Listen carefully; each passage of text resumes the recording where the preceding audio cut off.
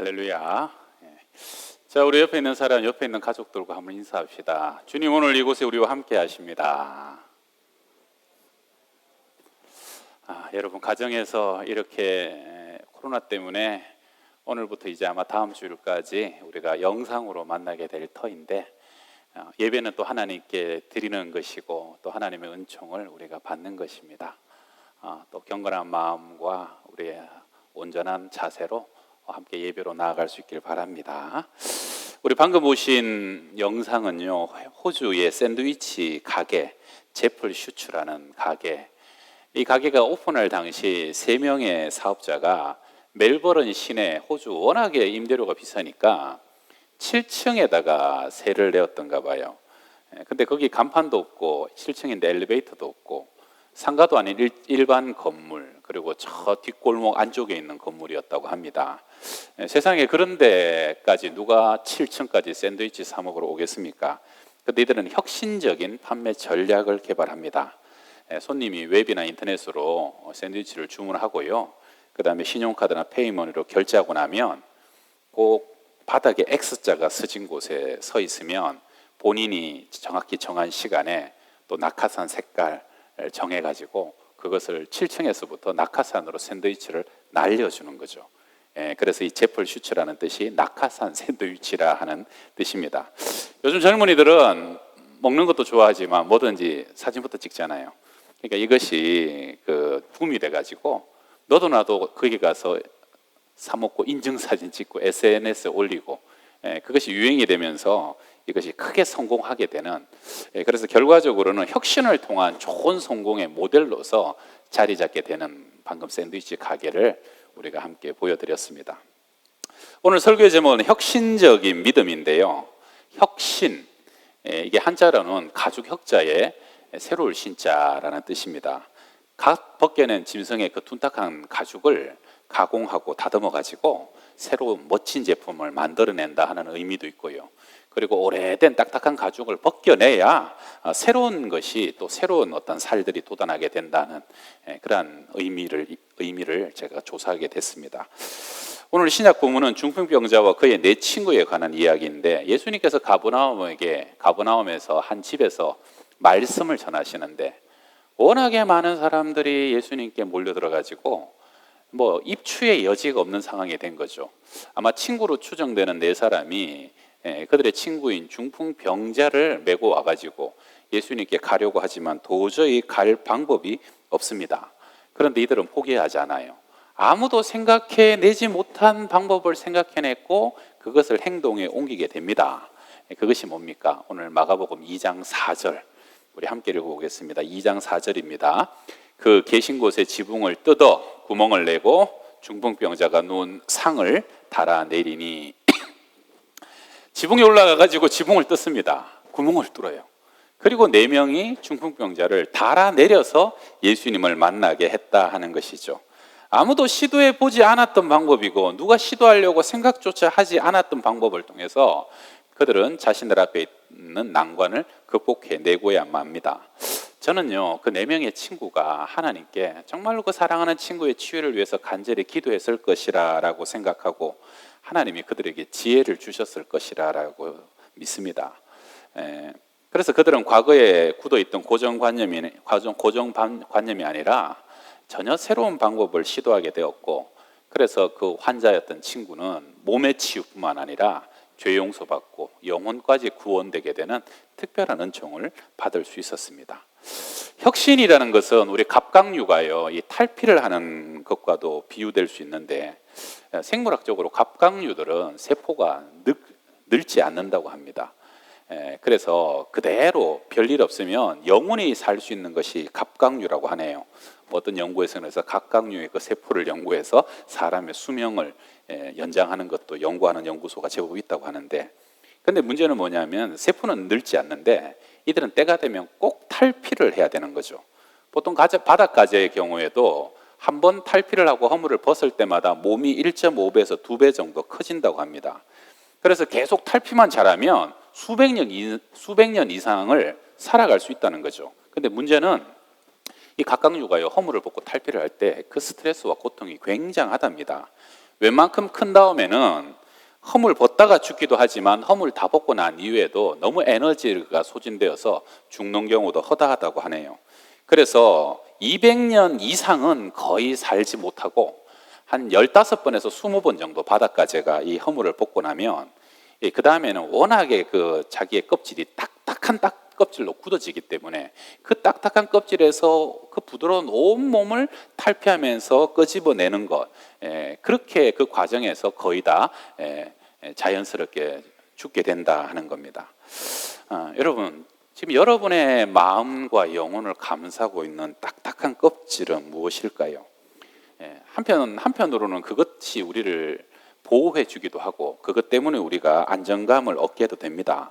그런데요, 새로운 성장을 위해서 우리가 무엇인가를 벗어버려야 될 때는 과감히 벗어버려야 되는데, 근데 일반적으로 사람이 나이가 들고 연세가 들수록 더더욱 벗기 어려워지죠.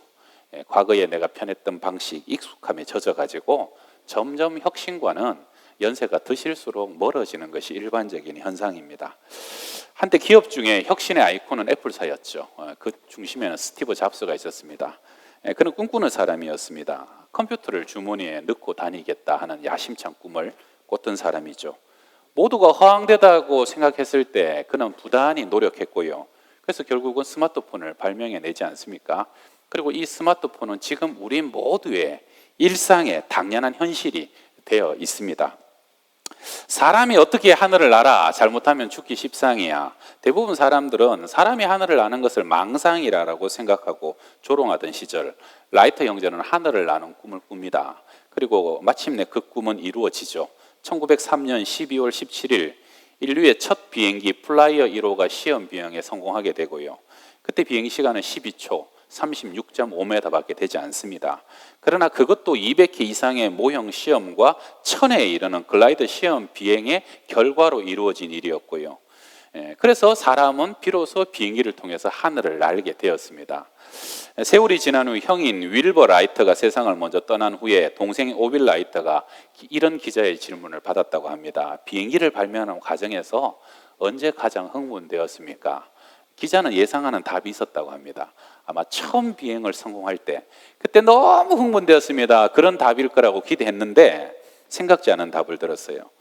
저는 비행을 하지 않을 때 더 큰 전율을 느낍니다. 무슨 말이냐 하면, 비행하던 전날 침대에 누워서 다음날 비행이 얼마나 짜릿할지를 생각하고 있노라면 그때처럼 전율이 오고 흥분하게 되는 때가 없습니다 하는 대답을 했다는 겁니다.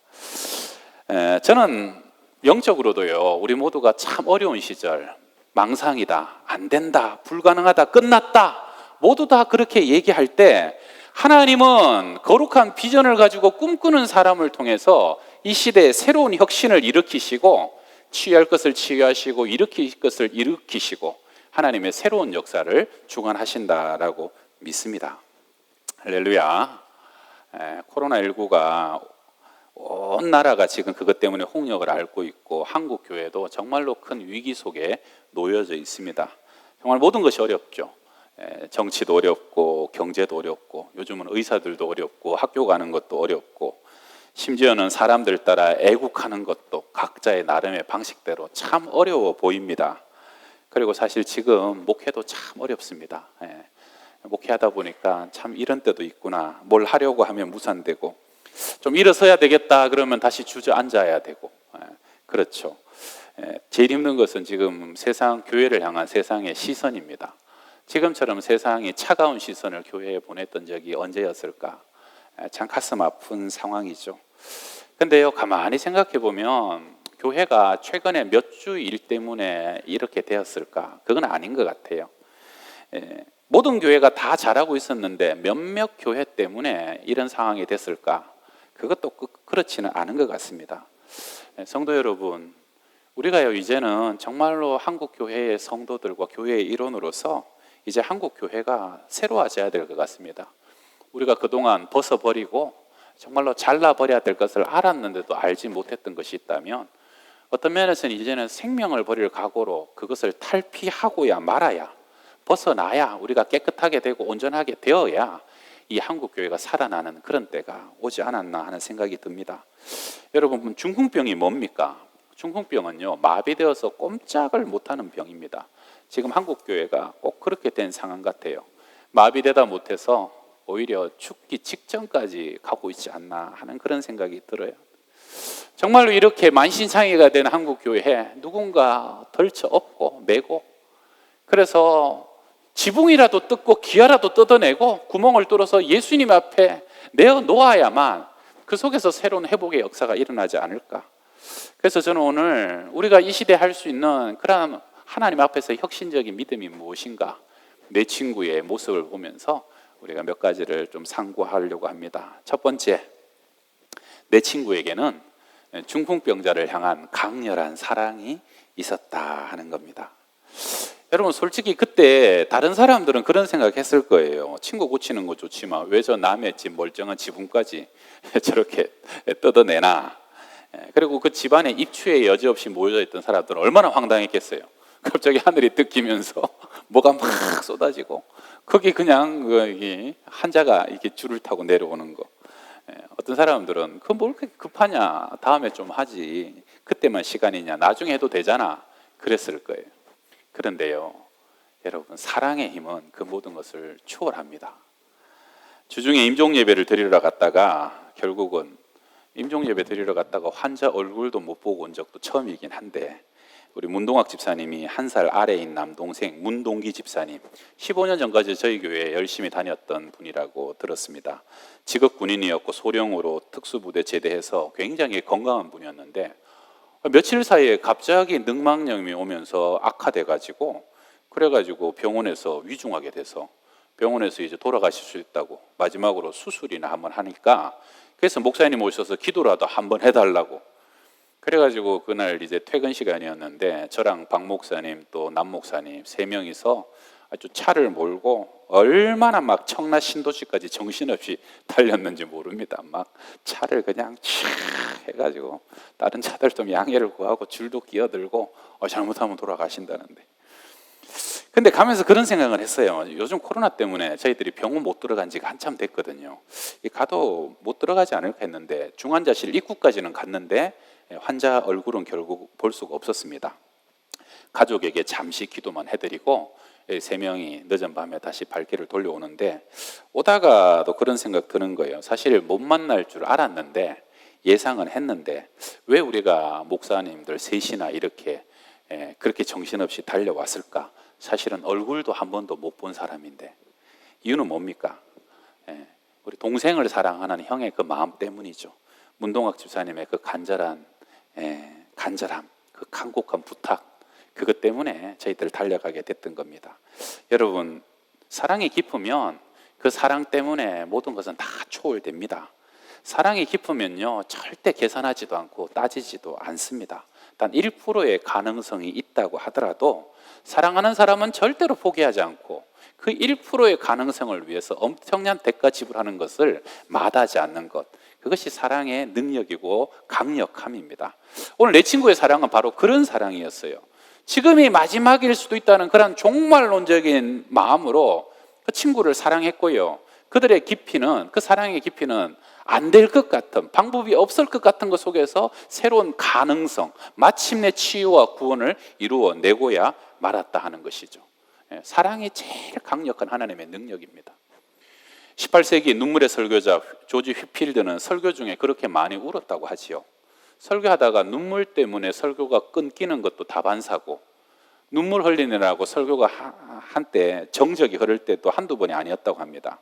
설교자가 울면요, 다 좋아하진 않아요. 또 운다고 막 그런 사람도 있죠. 아마 그랬든지 휘필드가 이렇게 자신의 심정을 토로합니다. 나도 내가 우는 것이 좋지 못하다고 생각할 때가 있습니다. 그런데 정작 울어야 될 당신이 울고 있지 않는데 내가 어떻게 울지 않겠습니까? 지금 당신의 영혼이 파괴되려 하고 당신의 영혼이 사망으로 달려가고 있는데 내가 어떻게 울지 않겠냐고. 그리고 오늘 당신이 듣는 이 설교가 당신의 마지막 설교일 수도 있고 주님이 주시는 마지막 기회일 수도 있는데 내가 어찌 눈물 흘리지 않을 수 있겠습니까? 그렇게 그는요, 그렇게 울었습니다. 영국을 위해서 울었고 복음 전하는 곳마다 그렇게 울었고요. 그 울음과 눈물이 모든 사람의 마음을 적시고 그들의 영혼을 씻겨내고 구원시키게 되었다는 겁니다. 여러분, 사랑하면요 반드시 방법이 보이고 길이 열립니다. 믿으십니까? 오늘 예배 담당자들밖에 없는데, 사랑은 가장 강력한 영적인 힘입니다. 아직도 사랑하는 마음이 남아있다는 것은, 그것은 유일한 소망입니다. 하나님의 변화와 혁신은 그 사랑하는 마음에서부터 교회도 회복될 것이고, 그 사랑하는 마음은 죽은 자도 살리는 하나님의 역사가 나타나게 될 것입니다. 우리 두 번째, 내 친구는요 한 마음이었습니다. 한 뜻을 품었고 하나가 되었습니다. 여러분, 요즘은 거의 다 화장하는데 산에 가서 매장할 때, 하관 예배할 때 보게 되면 먼저 무덤을 한 1m 이상 깊게 파죠. 그 다음에는 이제 하관할 때 4명의 사람이 그 관에 하얀 긴 헝겊천을 매가지고 그것을 위에서부터 어깨를 메고 달아내립니다. 근데 그 시간이 의외로 굉장히 긴장돼요. 왜냐하면 이 관을 이 수평으로 이렇게 같이 조금씩 내려야 되는데 그게 쉽지 않거든요. 전에 한번 갔을 때는 4분 중에 한 분이 미끄러졌는지 힘이 없었는지 관이 한 30cm, 40cm 남았는데 쿵 하고 떨어진 거예요. 그러면 얼마나, 근데 그런 일이 생각보다 좀 많아요. 그러면 얼마나 민망하고, 뭐 안 그래도 유족 중에 딸이요 굉장히 불쾌하게 그 인부들한테 화를 내는 거예요. 그러니까 이제 오빠가 좀 말리긴 했는데, 오늘 본문도 가만히 보게 되면 꼼짝 못하는 마비된 중풍병 환자를 들쳐 메고 그 집까지 갔다가 그 지붕까지 올라가갖고 뜯어갖고 그것을 예수님 앞에 달아내리는 거, 이거 절대로 혼자서는 못하는 일입니다. 적어도 4사람의 마음이 하나로 모여졌기 때문에 가능했던 일이었다는 것이죠. 아마 그 과정에서 많은 저항과 부담도 있었을 것입니다. 평소에 사람들이 하지 않는 것을 하다 보면요 여러 사람들이 저항하죠. 왜 꼭 그렇게 하느냐라고 반대를 하게 되죠. 그러면서 싫은 소리도 많이 들었던 것이고요. 사람들은요 항상 하던 대로, 내가 익숙하지 않은 것은 경계부터 하고 보는 그러한 습성이 있기 때문입니다. 우리 한자의 신자, 새로울 신자를 조금 보여드리면요, 여러분 새로울 신자 다 아시죠? 이번에 남 목사님이 새벽 기도 때 가르쳐 주신 건데, 저것이 설립자와 나무 목자와 도끼 근자가 합쳐진 글자입니다.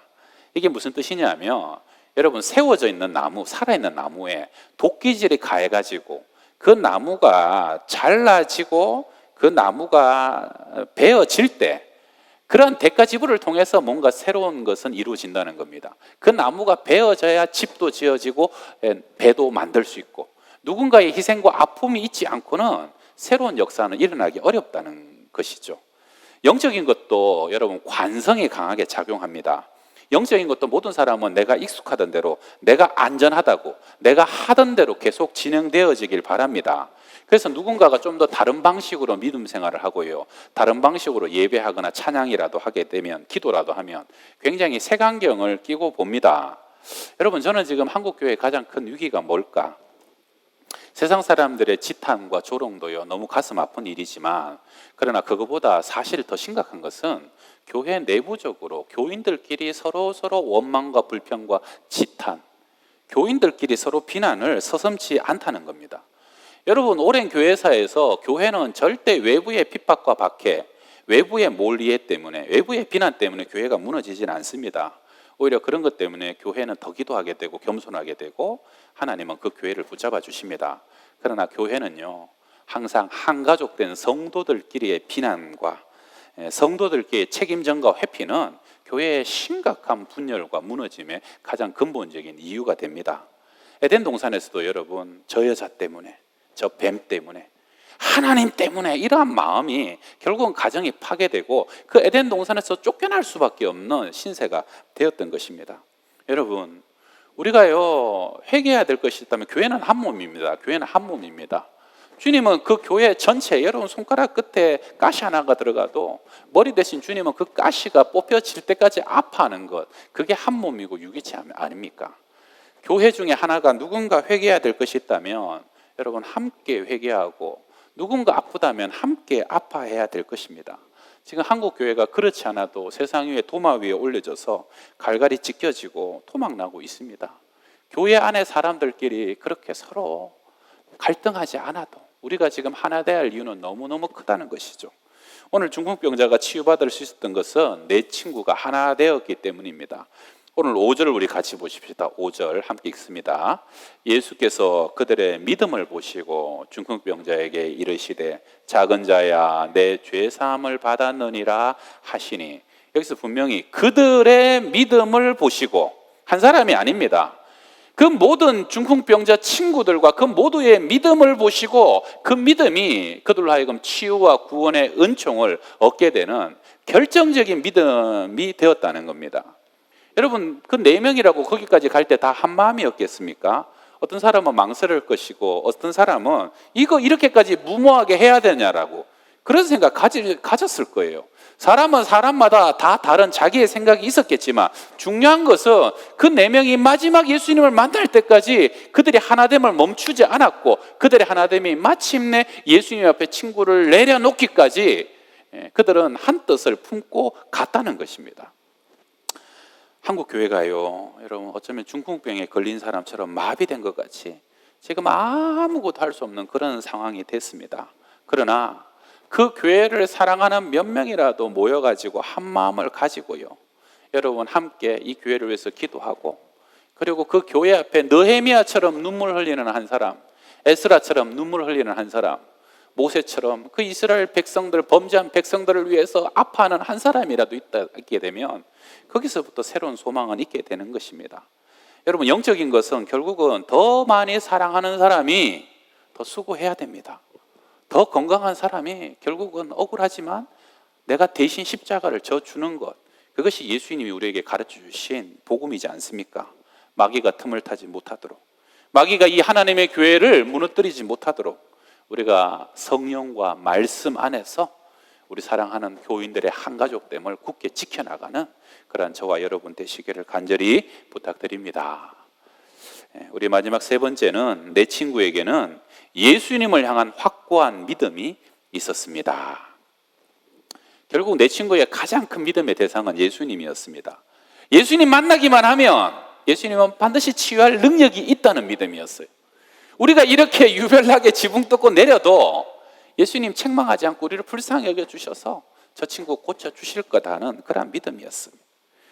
여러분, 지금요 너무 많은 것들이 엉클어졌죠. 어디서부터 손을 내야 될지 모르겠습니다.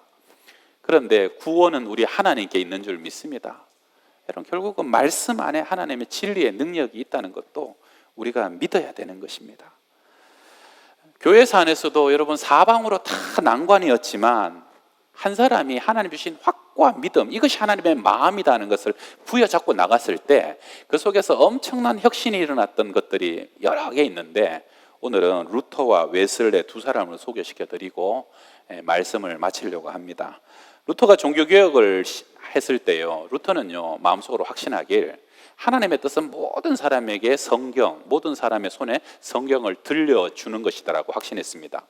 종교개혁 때까지는요 이 성경이 라틴어로만 쓰여져 있었고, 그리고 개인은 소유할 수도 없었습니다. 루터는 이 성경을 과감하게 독일어로, 모국어로 번역하기 시작했고요. 그리고 그 당시에 구텐베르그가 1440년, 50년 금속활자를 발명했는데 그때까지 금속활자가 제대로 쓰여지고 있지 않았어요. 루터가 그 금속활자를 가져다가 인쇄기를 돌려가지고 성경을 대량 생산해내기 시작합니다. 그런데 엄청난 저항에 부딪힙니다. 거룩한 성경을 어떻게 손으로 필사해야지 그렇게 기계로 성경을 찍어내느냐. 그래서 굉장히 강한 저항에 부딪힙니다. 그러나 루터는 확신했어요. 하나님이 이것을 기뻐하신다. 하나님은 방법이 아니라 모든 사람의 손에 성경이 쥐어지고 성경을 스스로 묵상하고 성경이 마음에 각 사람에게 새겨지는 것이 하나님의 뜻이라는 것을 믿고 그 하나님을 신뢰했기 때문에, 여러분 지금 와서 루터의 그 선택, 모든 사람이 온전한 선택이었고 칭찬받는 선택이었지 않습니까? 그것 때문에 정말로 많은 사람이 말씀 위의 신앙으로 세워진 것이죠. 2번째는 18세기 영국 부흥운동을 주도했던 존 웨슬레입니다. 그때까지 교회는요 노방 전도가 없었어요. 웨슬레는 너무 뜨거운 복음에 대한 열정이 있기 때문에 교회 밖에서도 전도하고자 하는 그러한 노방 전도를 시작합니다. 그런데 그때도 많은 사람의 반대에 부딪혀요. 어떻게 복음을 물건 팔듯이 거룩한 성전 예배당을 벗어나가지고 길거리에서 복음을 전하고 말씀을 가르치느냐, 그렇게 비방하는 거죠. 그러나 웨슬레는 확신했습니다. 이건 하나님의 뜻이다. 이렇게 해야 교회 밖에 많은 사람이 구원받을 수 있다. 결국은 너무 강한 저항 때문에 웨슬레는 본인이 사임하던 교회를 사직합니다. 그리고 나가서 본격적으로 말씀을 전하면서 노방전도에 힘쓰게 되고요. 그 결과적으로 엄청난 부흥이 일어났죠. 수많은 사람이 교회 밖에서 교회 안으로 생명이 구원되고 전도 안 받게 되는 놀라운 결과에 이르게 되었다는 것입니다. 시대를 따라 하나님은 계속 시대는 바뀝니다. 여러분, 우리가 이제 혁신되지 않으면 하나님의 뜻을 온전히 이룰 수 없고 세상을 이길 수 없는 때도 도래한 것 같습니다. 하나님 우리에게 지혜와 능력을 주셔서, 은혜를 주셔서 이 어려운 때 정말로 다 죽어가는 생명을 살리고 또 연약한 교회를 세우고 우리가 마침내 세상을 복음과 믿음과 그리스도의 사랑으로 꼭 승리할 수 있는 그러한 꿈을 함께 꾸시는 우리 양평동교회 모든 믿음의 식구들 되시기를 주의 이름으로 축원합니다. 기도하겠습니다. 아버지 하나님, 교회의 머리 대신 우리 주님 바라봅니다. 사람의 죄와 허물과 연약함으로 한국교회가 세상으로부터 비난과 어찌 보면 난도질을 당하고 있습니다. 주님, 오늘 우리의 마음이 너무 아프고 어찌해야 될지를 알지 못하겠지만 오늘 말씀 속에서 우리가 계속적으로 뜨겁게 사랑하기를 원합니다. 우리가 아버지 성령 안에서 하나됨을 계속 지켜가게 하고 서로 위로하고 격려하고 세워주기를 원하고, 그리고 아버지 전쟁은 하나님께 있습니다. 모든 구원도 하나님께 있고 그 주님을 바라봅니다. 임하셔서 우리의 굳은 마음을 제거하시고 새 마음과 새 영을 부어주시고 하나님의 능력으로 우리를 새롭게 하시고 한국 교회를 새롭게 소생시켜 주시옵소서. 예수님의 이름으로 기도드립니다. 아멘.